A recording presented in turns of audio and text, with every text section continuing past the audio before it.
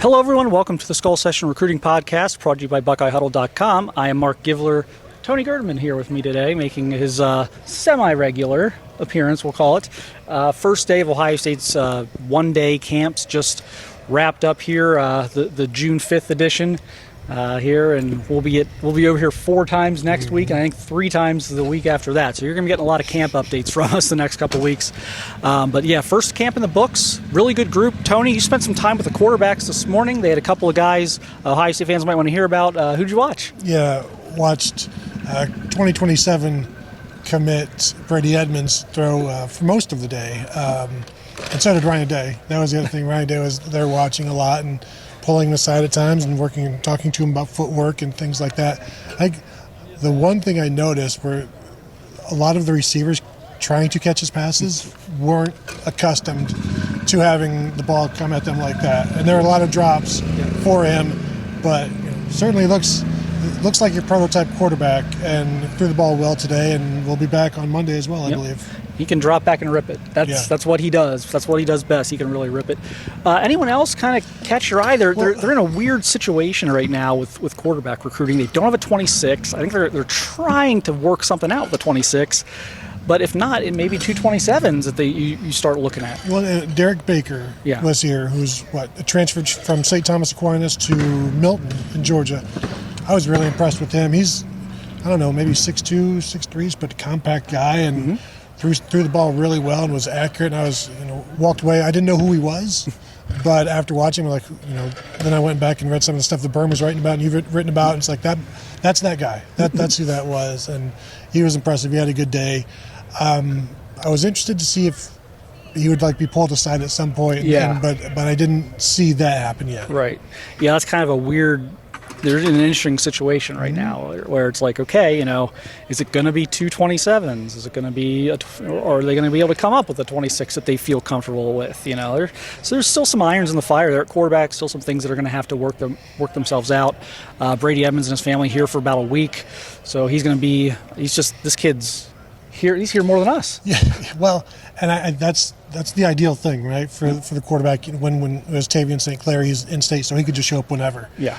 Probably had his thumbprint already in the system, and so Brady being from quite a bit farther away, they're staying as long as they can in one fell swoop. But the more you can get those guys around, because this is opportunities for those guys to be with Ryan Day and with Billy Fessler working. And like I said, he would pull him aside and he'd be like, "Show me your footwork," and he's like, "No, I want it like this," and just coaching and tweaking. Because with Tavian St. Clair, we saw him grow every year he was here, from this guy could be something to this guy is something.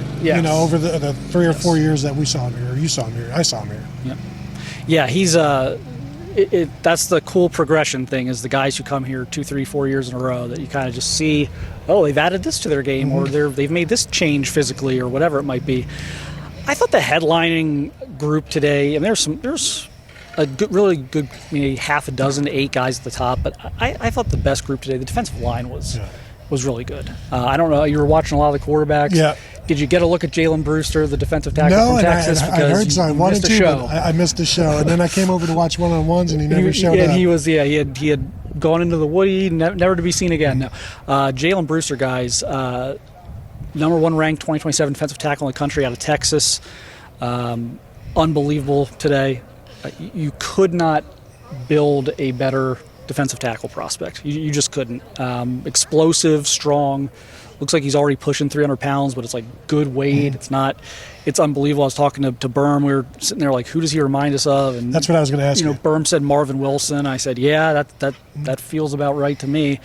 So it's just an unbelievable player. Some interesting background there is his dad is from Cincinnati, and he's got family in Indianapolis.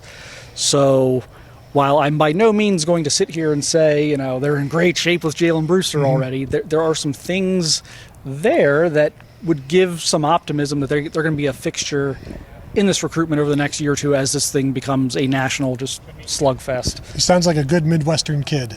Yes. It is interesting where there are so many ties out there to Ohio or to the Midwest, the network of all of this. Even Brady Edmonds' parents are from Ohio. Just things like that where, as they say, Ohio is the heart of it all, and sometimes it is the heart of recruiting throughout all of it. But yeah, like any kind of in that you can get and maximize and make the most of it, especially on the defensive line, you got to take every advantage you can. Yeah, a couple other guys to keep an eye on. A guy I was really impressed with, Ronaldo Perez, 2027, about 6'5", 245, 250, out of Columbus Academy here in Central Ohio.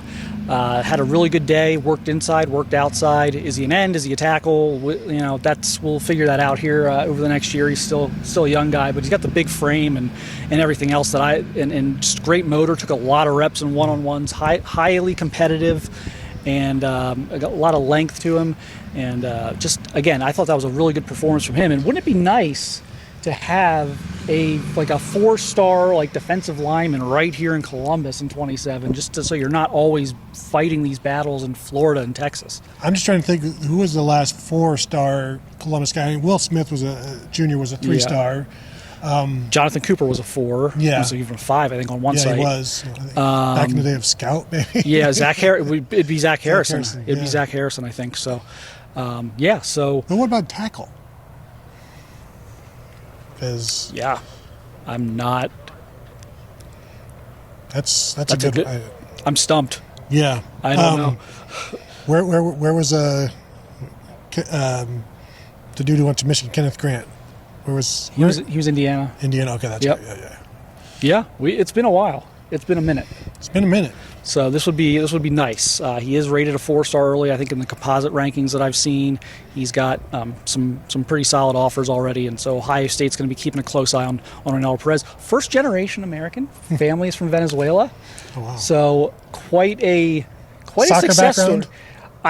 He's enormous. I don't know. I should have asked him that, I guess. Maybe his parents. But it's funny because you think about the journey of that from, your family's from Venezuela, you're going to Columbus Academy, which is maybe the most prestigious academic high school in Central Ohio. And it's just now you're on the radar of all these programs. You got scholarship offers. That's quite a cool story. So I'm going to write that up on the website at BuckeyeHuddle.com. So look for that at some point over the weekend. We'll be talking about him quite a bit. One other guy I want to talk about, Jameer Weiss out of Trotwood Madison, 2028 defensive lineman. Again, wouldn't it be nice? 6'4" and change, 275 pounds, lined up at edge today, probably going to be just one of those monster 3-techs. Wow. But again, how nice would it be for Ohio to just give some things there to the Buckeyes where they can get 1 or 2 on the board, and then it's okay, we don't have to worry about wrangling all these guys from all over the country. Yeah, just whenever they have that at a position, whatever it is, it's you can bank that. Not that you take it for granted. No. But it's we've got this, and that's an area, the defensive line, where it's hard to come by nationally, and it's harder to come by, regionally here as well. Even though Columbus and Central Ohio is growing, and it's going to continue to grow and continue to produce more football players, it's been a while since you've seen consistent production from Ohio on the interior. Yeah. And, another guy we watched today, Khalil Johnson, who's now at Moeller, a 2027 offensive tackle prospect, one of the top juniors in the state of Ohio, early Buckeye offer, just transferred from Taft to Moeller. Was talking to Khalil. He didn't get in until after 2 a.m. last night from Clemson. And he camped at Clemson. And then he came out here and worked out today. He said, well, yeah, you could tell he was just a little tired after this camp. It's a lot. I never... you don't see that a lot. You don't see a lot of guys go to that length to make sure they camp. Yeah, well, and camp season is crazy. I was talking with one parent of a quarterback. I'm like, so where you guys heading next? She's like, we're going to Alabama, and she's like, no, we're going to Northwestern. And it's just and then we're going and then we're going here, and then we're going. Trying to keep track of everywhere you're going. Yeah, well, it's every day is a new day, and then she's like. They're also one of the high schools that they have around there, and we have the same thing here where everybody just piles in a van or piles in an RV, and you travel from school to school, day to day. You're camping at Ohio State today, you're camping at Cincinnati tomorrow, and then it's the great American road trip where you just sleep on the road and try to get as much sleep as possible at night. Yeah.